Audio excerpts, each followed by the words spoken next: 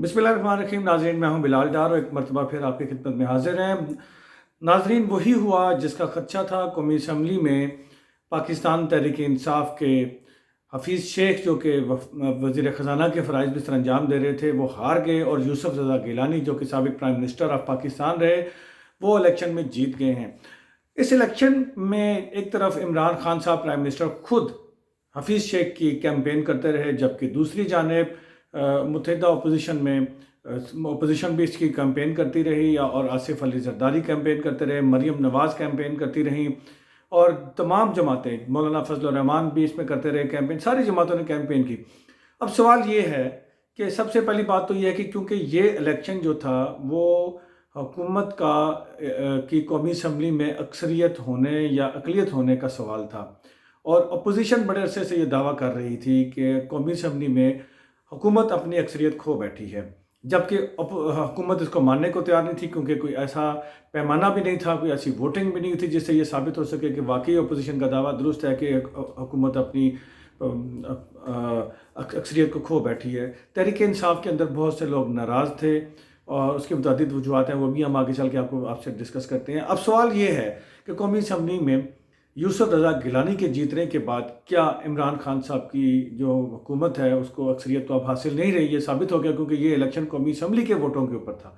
तो क्या अब इमरान खान साहब अखलाकी तौर पर प्राइम मिनिस्टरशिप बरकरार रखने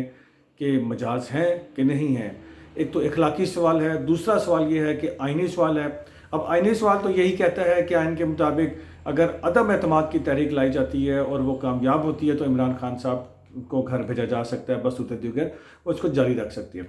लेकिन एक चीज़ बड़ी कन्फर्म हो चुकी है कि कौमी असम्बली के अंदर इमरान खान साहब अपनी अक्सरियत खो बैठे हैं, और इनकी अक्सरियत खोने की जो दलील है वह ये सीधा सीधा इलेक्शन है, और सबूत आ चुका है। और इसकी वजूहात जो बयान की जा रही हैं वो यही हैं कि इमरान खान साहब की जो 2.5 साला हुकूमत की कारकर्दगी है वो इंतहाई नाकाम है, और उस नाकाम कारकर्दगी का नतीजा आज ये निकला है कि कौमी असम्बली में जो उनके MNAs हैं बहुत सारे पाकिस्तान तहरीक इंसाफ के, वो अपने हलकों में जाने से कासिर हैं। वो अपने हलकों में जाते हुए अवाम को फेस करने से कतरा रहे हैं, क्योंकि महंगाई का तूफ़ान आया हुआ है, हर आए रोज़ चीज़ें महंगी हो रही हैं। और आपको देखा होगा कि एक एक महीने में 2 से 3 से 4 मरतबा पेट्रोल की कीमतों में इजाफा किया गया, बिजली की कीमतों में मुसलसल इजाफा किया गया, और गैस की कीमतों में बेपनाह इजाफा हुआ, जिसकी वजह से ये हुआ कि महंगाई का वो जिन जो बोतल में बड़ी मुश्किलों से बंद किया गया था वो बाहर निकला है। और वो जब बाहर निकला तो अवाम जो है वो बड़े मुश्किल तरीन हालात में आ गए। अब ये सारी चीज़ें हैं, और आने वाले जो हालात होते हैं उसके ऊपर सियासतदानों की गहरी निगाह होती है मेंबरान असम्बली की, और उन्हें नज़र आ रहा है कि आइंदा इमरान खान साहब की हुकूमत नहीं रहेगी। अगर ना भी रही, अगर हुकूमत ये 5 साल पूरे किसी तरीके से कर भी गई, फिर भी जो ये शिकस्त हुई है उसका नतीजा यही निकलेगा कि इमरान खान साहब मज़ीद अगले इलेक्शंस में कामयाब नहीं हो सकेंगे। अब ये साबित हो चुका है कि इमरान खान साहब एक नाकाम प्राइम मिनिस्टर हैं, नाकाम इस मुल्क में हुकूमत है ये, और यूसुफ रज़ा गिलानी की कामयाबी ये साबित करती है कि अपोजिशन का बयानिया मजबूत है, जिसे कौमी असम्बली की अक्सरियत ने कबूल किया है। अब इसके बाद जो अगला मार्का दिखाई दे रहा है वो ये दिख रहा है कि अब इमरान खान साहब के ख़िलाफ़ तहरीक अदम एतमाद की राह काफ़ी हद तक जो है वो हमवार हो चुकी है उसकी राह, क्योंकि अब ये वजाहत हो चुकी है कि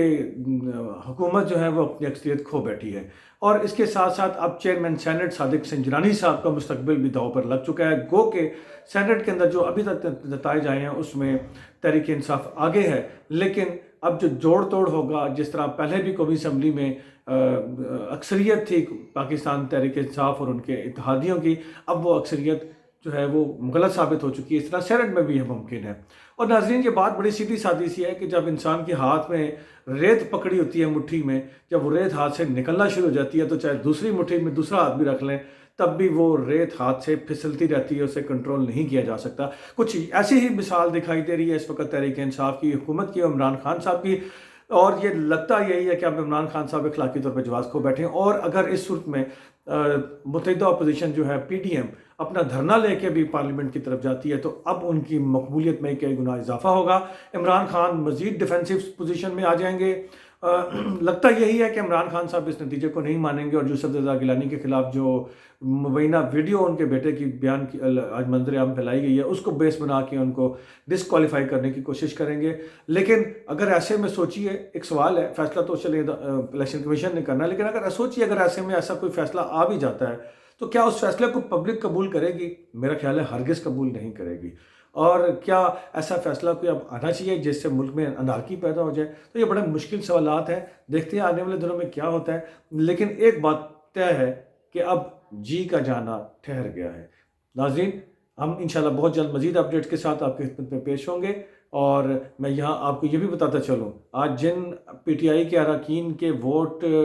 مسترد ہوئے ہیں ان کی غلطیوں کی وجہ سے، جن میں شہریار آفریدی بھی شامل ہیں اور مبینہ طور پر اور بھی کچھ لوگ ان کے شامل ہیں، ان کے خلاف عمران خان بڑے شدید برہم ہیں اور ان کے حوالے سے انہوں نے بڑا سٹرکٹ فیصلہ کرنے کی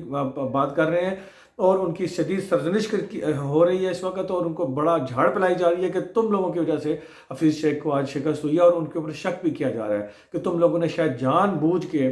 یہ ووٹ مسترد کیے ہیں، اپنے ووٹ غلط پول کیا تاکہ حفیظ شیخ کو ہرایا جا سکے. اور ان اراکین کے اوپر اب شک کیا جا رہا ہے کہ شاید تم لوگوں نے بھی اپنا سودے بازی کی ہے. آنے والے دن جو ہے پاکستان کی سیاست میں بہت اہم ہیں، بڑی بڑی مزید تبدیلیاں متوقع ہیں. ہمارے ساتھ رہیے گا، ہمارے چینل کو سبسکرائب کیجیے گا اور کمنٹ سیکشن میں پلیز اس رزلٹ کے حوالے سے اپنی رائے ضرور دیجیے گا. بلال ڈار کو جاتے جی، اللہ تعالیٰ آپ کو اور میرا حامی ناصر ہو.